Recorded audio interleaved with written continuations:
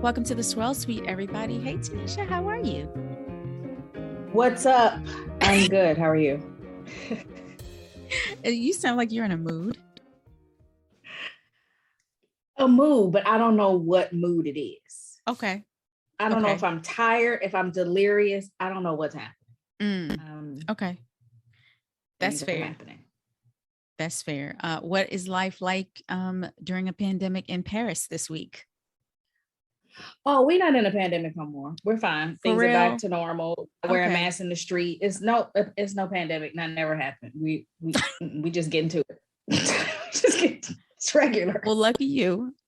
So I did hear some good news the other day. At least for DC, I heard that the rates were falling here slowly, but they're going down. So I don't know who to give that credit to, but people are still out doing stuff. Probably just a lot more people vaccinated and getting tested and whatnot. So it's still a mess. It's still a mess. Yeah, a mess for sure. So the thing here is it's an election year. So, they're trying to make sure that, the president wants to be reelected. And so he wants to be a man of the people. And kind of do what he thinks the people want. Okay. Yeah. And also, I'm trying to figure out how to say this. Since we have the vaccination pass, like in order to get into restaurants, bars, clubs, movies, all of that, you have to be vaccinated. Before it used to be you could take a test. Now it's like, nah, scrap that. Yeah. You got to be vaccinated or you can't move around. Mm-hmm. So I guess it's these figures, you know what, if you in these places and you vaccinated, then everybody's fine. You can go on and live your life. And that's that, which I guess it makes sense. Well, but, we just started that here a few days ago. So restaurants had to prepare their procedure for checking people's vaccination at the door, that kind of thing. Restaurants, bars, and like wherever you go to see a show, theaters, that sort of thing. A lot of people are upset about it, but stay home. I mean, there is nothing that can be done at this point that would make everybody across the board be okay. Somebody's going to hate something. Yeah. No, you're right. Somebody's going to hate something. So it's going to be a problem, right? And not about COVID and pandemics. Yeah. Well, on a lighter note, let's bring our special guest on so we can talk a little bit about wine. Alex, how are you? I'm doing swell. Always better with a glass of wine when, talking about issues like that. I mean, I think we're here at the winery when we're looking at our events for next year and things like that, having those same discussions and just kind of beating your head against the wall, trying to figure out, can you please everybody? The answer is always no. So what can we just do that's best for the largest number of people? I see. That's so because why go crazy trying to do everything for everybody when you know everybody isn't going to be satisfied? You can't. Yeah. So Alex, please introduce yourself and tell everybody where you work and what you do. Sure. Yeah, of course. So I'm Alex Jankowski. I do marketing for Wagner Vineyards, which is located in the Finger Lakes region of New York. We're on the east side of Seneca Lake. So I just came up on my 2-year anniversary being at Wagner and being in the region. So it was kind of a career change for me, and it was a much needed one. So I've just been loving life out here, just learning all that goes on, not just at Wagner, which is a 100% estate bottled winery. So they do everything. They grow all of their own grapes, obviously, and they make the wine as well. So learning all about that process, but then just getting more acclimated and with all the different organizations and stuff like that in the region, learning about all the different wineries and the history that's here has been pretty remarkable. So it's been a very, very exciting 2 years, of course, caveated by all that's happening in the world these past 2 years has made it pretty strange transition overall. What were you doing before you moved to the area and started Wagner? I was a sports journalist. So I wrote for newspapers for about 10 years up and down the country. And then for the past 5 years prior to moving out here, I was living in Boston and working at DraftKings, which is that famous. If you watch a football game, you've probably seen 80 million commercials for DraftKings. So I was the content manager there, and it was a wild, awesome place to work. But having 2 little kids, it's tough working that many nights and weekends. So I was looking for something a little bit more laid back. My wife and I both have loved wine for a handful of years prior to that when we lived out in California. So really wanted to take a run at it and see what it's all about, just even learn more about all that goes into making wine. So moved out here to the region. My wife still actually works for a company based out of Boston. She works remotely, started about 3 months before everybody was working remotely, kind of before it was cool. And then, so I kind of transitioned from talking about sports to talking about wine, which I've thoroughly enjoyed. That is a crazy transition. So sports to wine, how did that even happen? So I guess it first started, so I grew up in Buffalo, about 2 hours from here, and didn't really know much about this region at all. I mean, I live in Watkins Glen. I knew it had a racetrack and that there was a NASCAR race, and that was about it. But actually I was living out in San Luis Obispo, California. So it's on the Central Coast and right near the Paso Robles wine region. And that was really when I was writing for a newspaper out there. And that's really where I first started to really drink wine. I guess the first time I saw the movie Sideways, let's just put it that way. Like that's, everyone, and the Somm documentaries and everything like that, really just started to fall in love with wine. And then when we moved to Boston after that, just exploring even more, listening to podcasts, watching documentaries, drinking a lot of wine from different regions and stuff. So it really just kind of overtook sports as a passion of mine. When you work in sports for 10 plus years, I mean, you kind of lose a lot of what you loved about sports, right? It kind of became a job and things like that. And who knows if wine will get there one day. I have no reason to believe it will, though, just because I feel like I'm learning something new every day.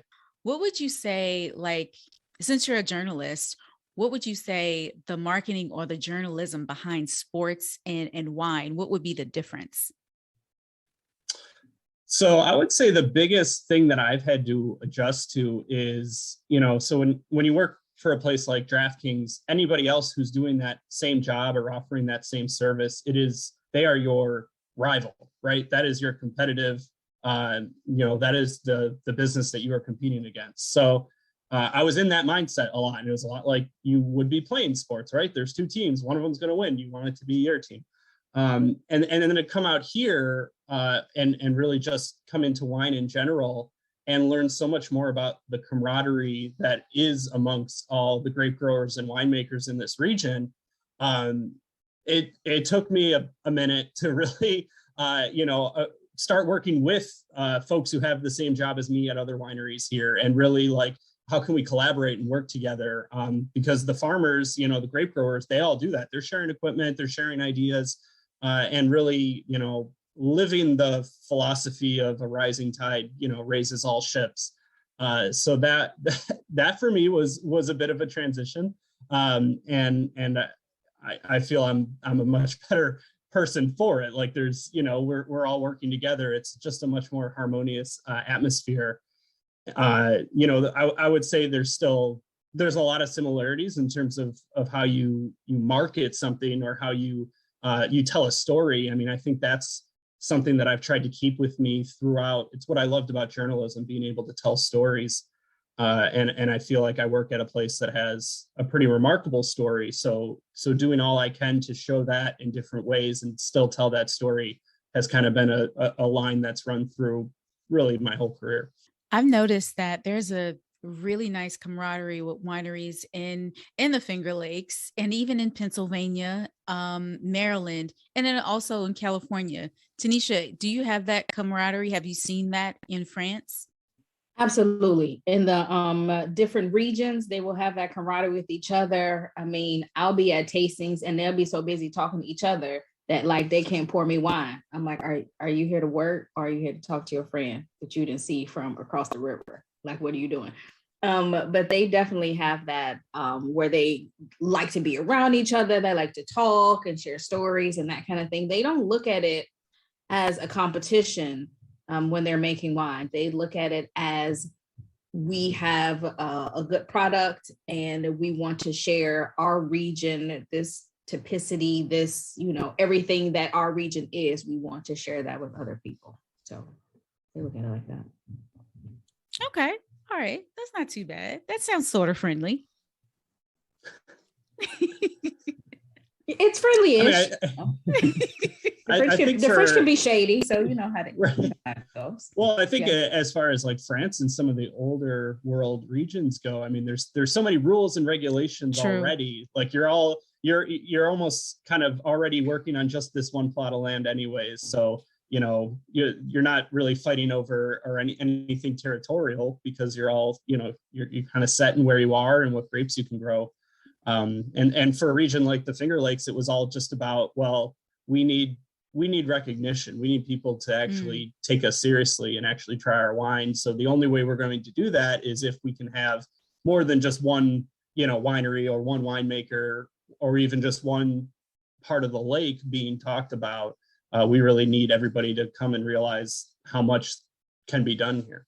Oh, no, I feel that. So, tell us a little bit more about your role with Wagner. Like, what is your like day to day? Like, what's your schedule like? Yeah, so I kind of say that I was brought on to do all the bragging that Wagner Vineyards deserves because I think through and through the Wagner family, they're farmers, and this is their livelihood. They're, you know, this is what they get up every morning, head out to the vineyard and go and from sun up to sundown. And so there's not really a lot of time to go on Instagram or go on Twitter and see what people are talking about in wine or what the best way necessarily is to sell the wine. And, you know, so for me, that's just one of those like overall things that I'm always kind of thinking about is helping, like, how do I just get somebody to just try the wine and listen to the story and understand all that goes into it. So usually there's some social media aspect in my day-to-day. And then we also, I mean, being one of the older wineries in the region, one of the larger wineries in the region, we work a lot with different organizations, whether it's the Finger Lakes Wine Alliance or the Seneca Lake Wine Trail. So I do a lot. I'm the marketing chair for the Seneca Lake Wine Trail. So there's usually a good amount of meetings there. And, you know, just talking about different programs that, whether it's trying to bring just regular wine lovers into the region or trade and media, you know, just trying to figure out how that'll all come together. And then, you know, then we'll get a pandemic and we'll have to change all the plans that we had. And that's kind of how these past 2 years have been. But, you know, there's always something different. And if I'm ever bored, the great thing about Wagner is I can just go out into the vineyard and find out what the crew is up to today, because there's something going on every day. It's always different. And, you know, I've noticed for sure that what's really resonated with people on Instagram or Facebook is showing that behind the scenes that, you know, you don't get to see when you come to our beautiful tasting room. People love seeing the dirt. You know, you might not think it, but that really is what people want to see now and just continue to learn about. I am one of those people. There is a girl, her name is Brene Royale, and she is, I think she's a vineyard manager. She works specifically in the vines. So when they have to harvest and pick at like 3 a.m.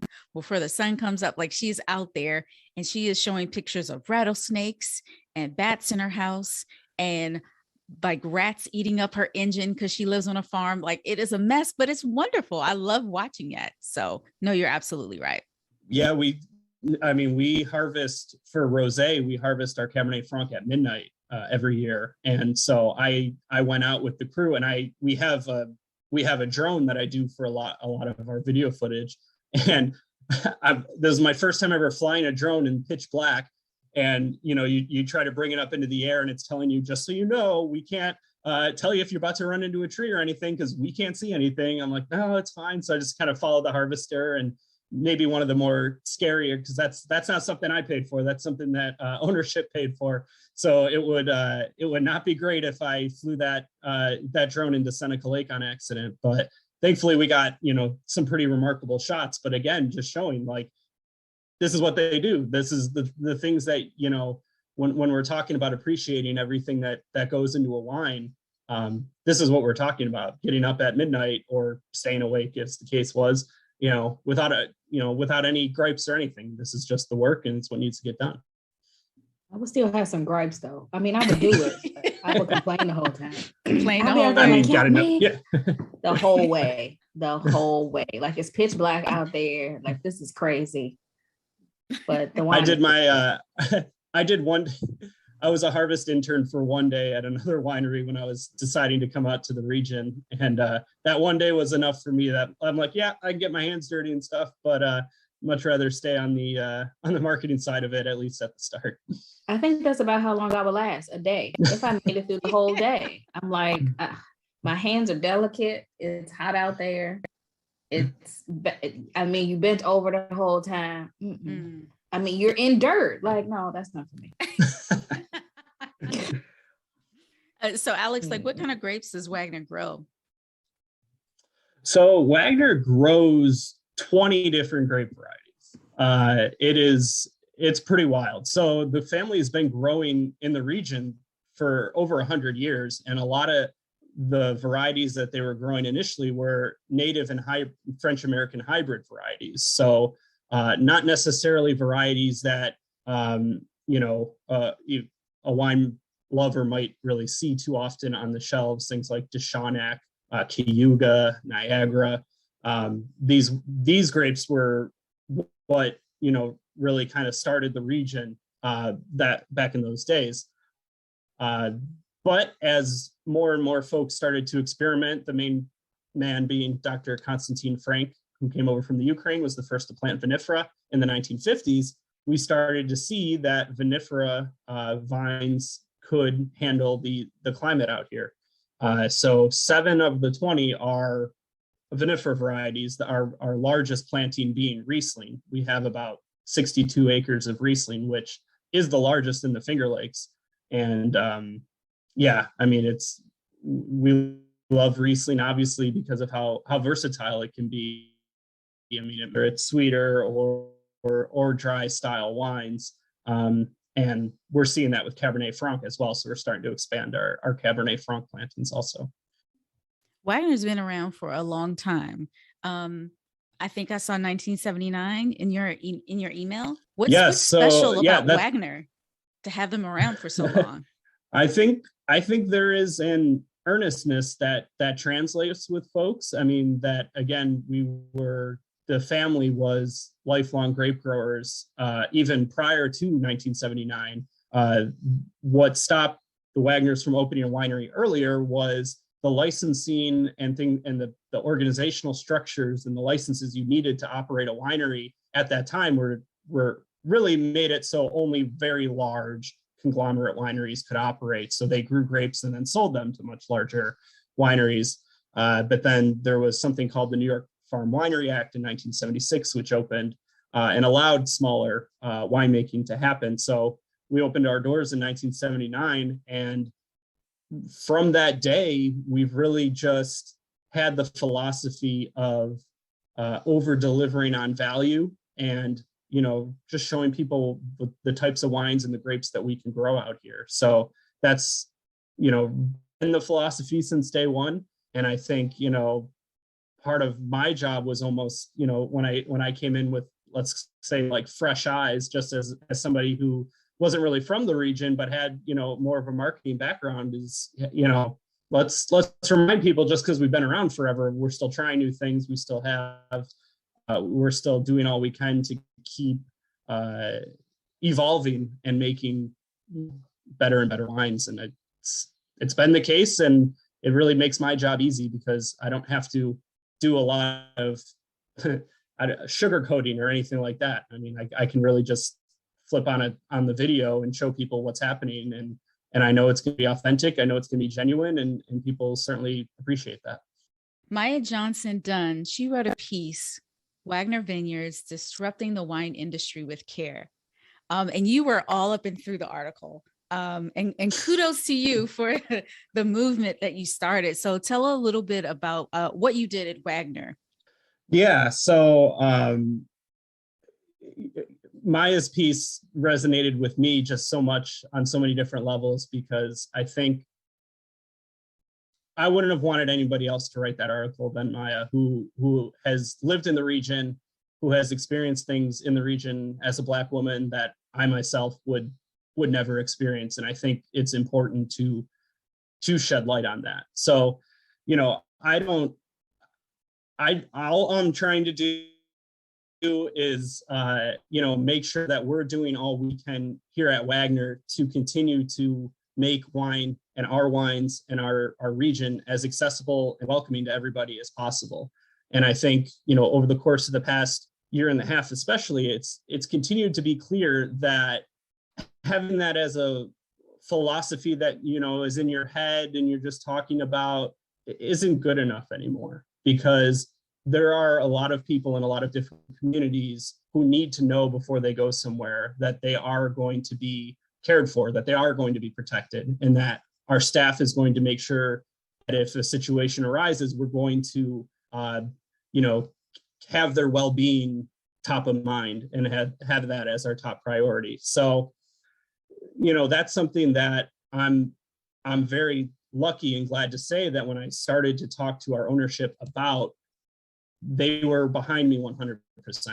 And I think, you know, when I talk to other wineries or when I talk to other folks in marketing, you know, one of the things that I say is most important is you need to have the ownership's backing on it, because it has to be a core part of your philosophy, to the point where you can put it on your website, to the point where I can go on social media and post about it. And if I get, you know, negative comments, I can push back, you know, and I need to know that I'm going to, you know, have the support of ownership when it comes to that. So, you know, what kind of prompted, I believe, Maya to reach out about writing the article was visitor code of conduct policy, which we enacted early last year, which was based on, I had attended this group called the Lift Collective, had a conference that was virtual back in March. And it was just kind of a symposium for promoting DEI initiatives in wine. And it was one of these, you know, I myself, as a straight cisgendered white man, I was one of maybe 2 or 3 of those in the group. Like I was, you know, I really just got to sit and listen to perspectives that I myself never experienced. And I mean, I would always say, like, if you have an ounce of empathy in your heart, you couldn't sit there and listen to how folks have struggled to make it in the industry, how folks have struggled to be able to be themselves at their job or when they're going out to a winery. Like, you couldn't sit there and listen and then just be like, go about your day and like as if nothing was happening. So, you know, making sure that we could continue to work and create some strategies that we could address not just visitors who are coming in, but are we doing enough in certain communities in our region? And, you know, so those are the kind of the things that I've been following up on. And, you know, like I said, I was very glad Maya wrote the article. It was not, you know, we didn't start this just so we could have an article written about it. But at the end of the day, like, you know, it's the beginning. This, as I know, a lot of people know, this work does not really ever stop. So, you know, we gotta, every time I read that article, I'm thinking, okay, well, what are we doing now? What's the next thing that we're doing to keep moving this forward? Kudos to you. That's fantastic. That's fantastic. What advice would you give to other wineries that are just struggling with service? Well, I think a lot of it goes back to understanding now how much more it matters to folks what your core philosophies are and how you want to go about doing your business. It's so much more now than just what the product is. I mean, there's a lot of great wine here in the Finger Lakes. There's no shortage of fantastic wine. so what is going to set somebody apart? You got to think about that a little bit. You got to understand, okay, maybe it's the story of how the winery was started, or it's an understanding that we're going to be more than just a winery. When you're coming here to visit, we're going to be offering an experience that, whether it's, a welcoming experience, something that, you're going to be able to do more than just, drink great wine, because again, that's not something that's necessarily unique in this region, especially. So, I think finding ways that you can engage with folks on those different levels, that's not just, hey, here's the points that our wine has scored, here are the medals that our wine has scored. Social media can be a great tool to do that. And it can also obviously, go the other way as well if you don't know how to handle it properly and how to engage with folks.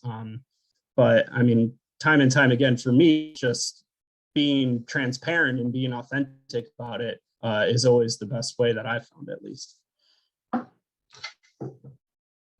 That's awesome. And congrats on your Finger Lakes Tourism Alliance Customer Service Award. That's great.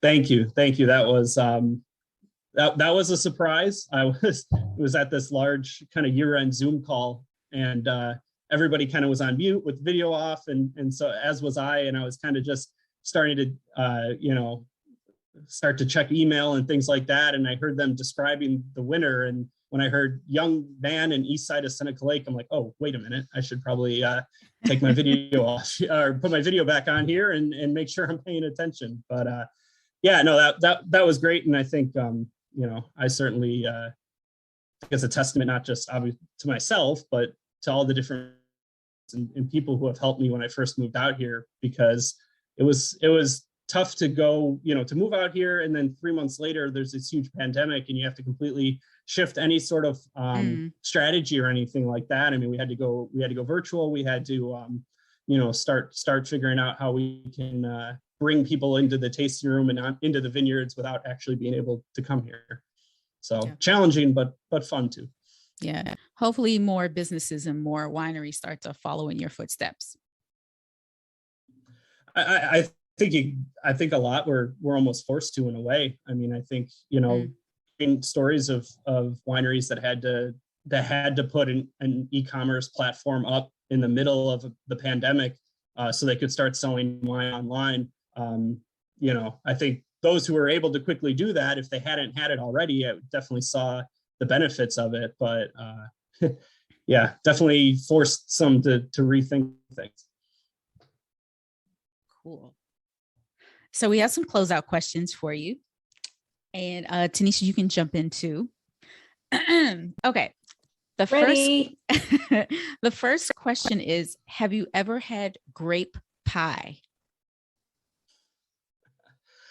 I've had maybe one, maybe two slices. I've definitely had one. I don't know if I ever went back for seconds. I was about to ask, how is it? Sweet. It's sweet. It is. Okay. It is very, very sweet. Is this a Finger Lakes thing? Well, there's definitely, yeah. So certain times of the year, the yard signs will start cropping up of who's selling grape pies, and I think a lot of it is because there's certain varieties that are grown out here, Concord, Niagara, these native varieties that really don't make, well, they make very sweet wines. So the demand for those wines has started to decline a little bit. So you have all these grapes, and so they go well in pie as well. But much like the wines that they make, they are sweet. So you just need something to counterbalance that. Interesting. Huh. Yeah, I've never had it. Tanisha, sounds like you've never had it.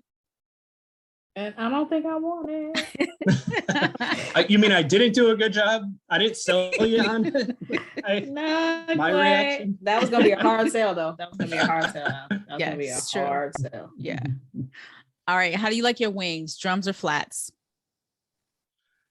I spent a lot of time debating this internally. And, I think where I've landed is I was a drums kid growing up. Easier, I think it was just because they were a little bit easier, less messy to eat. I've really come to appreciate flats though, because there's a lot more flat surface area for my blue cheese. So I think I'm team flats now. I have a better way of getting the bones out and enjoying them. But I'll take either. So drums or flats, my answer is yes. How about that? I'm like Wayne's. Yeah. Tanisha, what about you? Drums. Really? Yeah, I'm flats. I'm a flats girl all day. I can't even like, you know what I like? Yes. I like the crispy skin that are around flats. I like that better than the fat that's around a drum. That's my reasoning. Yeah, nope. I'm the opposite. Well, so now the drum, I mean, all the meat is really up at the top. You're wasting bone space there, for about half of that wing. So true. True. Okay. I just like holding it. I like that you can hold them. Next question. Favorite Super Bowl snack?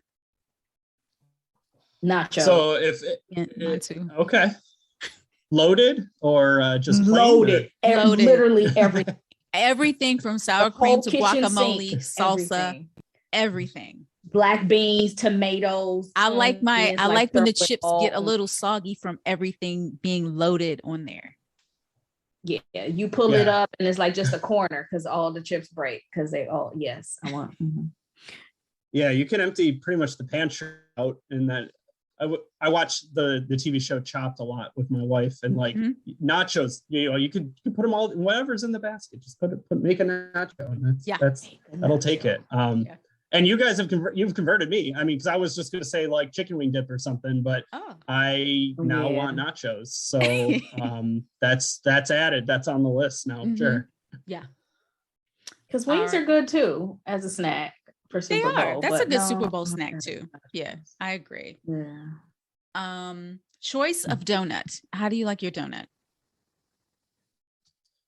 So I think a peanut stick is usually where I'll go. I'm sorry, what?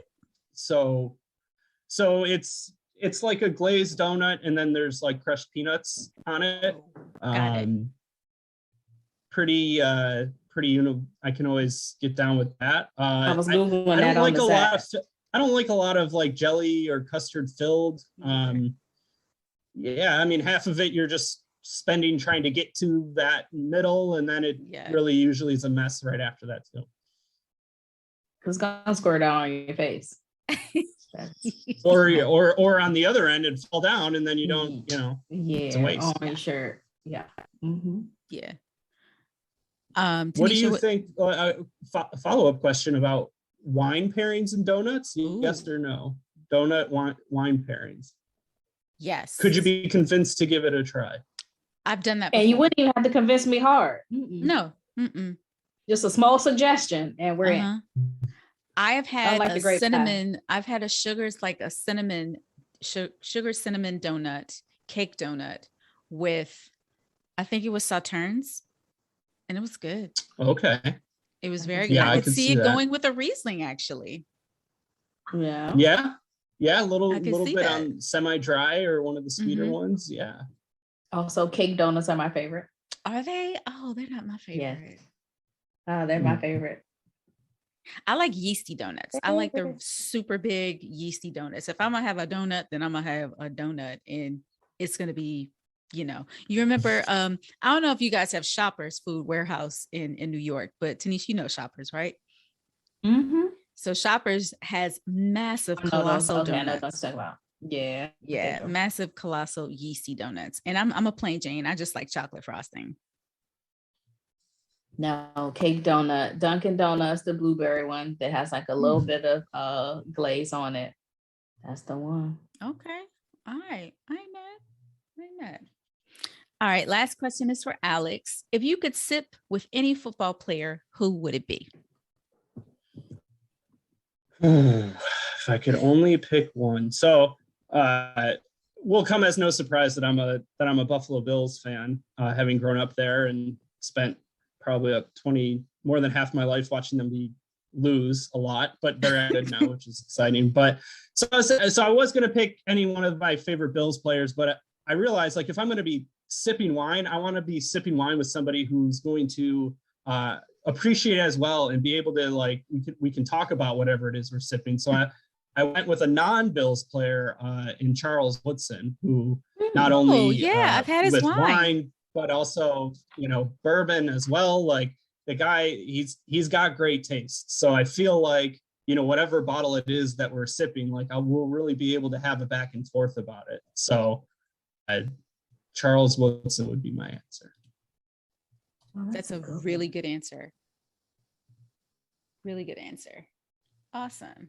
Now I just have to make it happen. I guess if I don't know if he really likes, I know his wines are usually Napa and Cab, so I don't know.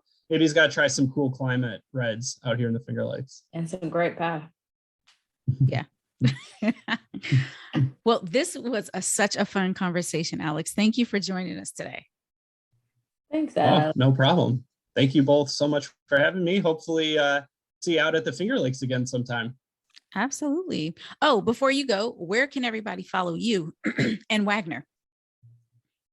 Sure. So on Instagram, my personal handle is AlexJankFLX, but go follow Wagner Vineyards, all one word, of course, on Instagram and Facebook. I'm usually spending just as, if not more, time over there. And yeah, let me know what the next thing you want to see out in the vineyard is, because we're an open curtain here. We'll show you all that's going on behind the scenes, and it's usually just trying to figure out what it is everybody's interested in, and I'm shocked sometimes when it's just, you know, the tractor. You want me to live stream the tractor? I'll live stream the tractor. I would love to watch that. I would be one of those people. So thank you. Right? You're very welcome. Well, thanks again, and you and your family stay safe. I wish you all the luck at Wagner. Awesome. Thank you so much. Thanks for joining the Swirl Suite, everybody. We hope you enjoyed this episode as much as we did. Don't forget to like, subscribe, share, and give us 5 stars on Apple Podcasts and on Spotify. Have a great week. Cheers.